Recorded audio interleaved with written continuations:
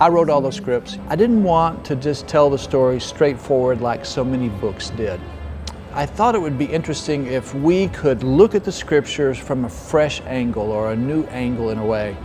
And so what I tried to do was look for a character in the story and tell the story from their perspective rather than just a narration way. And then build a fictional framework around that and say, what would happen looking about this story 20 years later? How did it impact that person?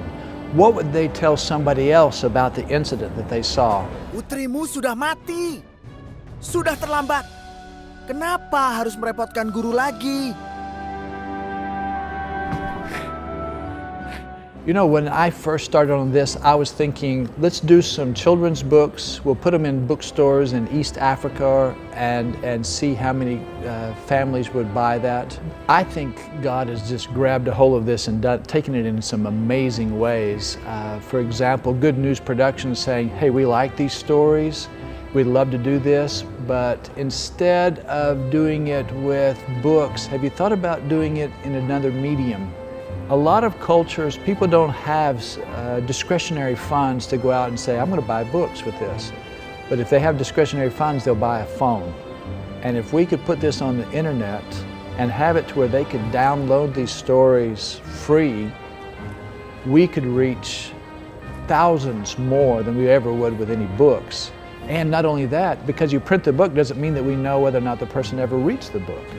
But if we put it on an app, we can follow it. We can say how far they got. By putting questions in it, we can say they went through, they answered all the questions, or they didn't, how many times they go back. We can actually record the number of people that are being impacted by this. But when they said, what about not using an American artist?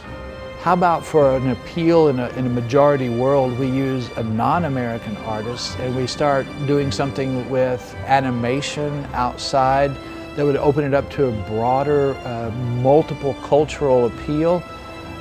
They have taken it and expanded the idea many times over.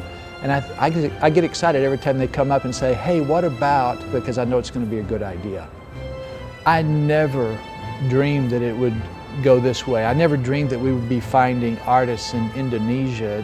Never thought about the fact that we could put in the animation and then go back with the audio and put in different languages in it. And as a result of it, produce it in many countries, many cultures, many people groups. Never thought about it that way. It's so much bigger. It kind of reminds me of going in with the little boy coming up with the 2 fishes and the 5 loaves of bread. You take that, you offer it, and God takes that and then multiplies it into so many possibilities beyond what we ever thought.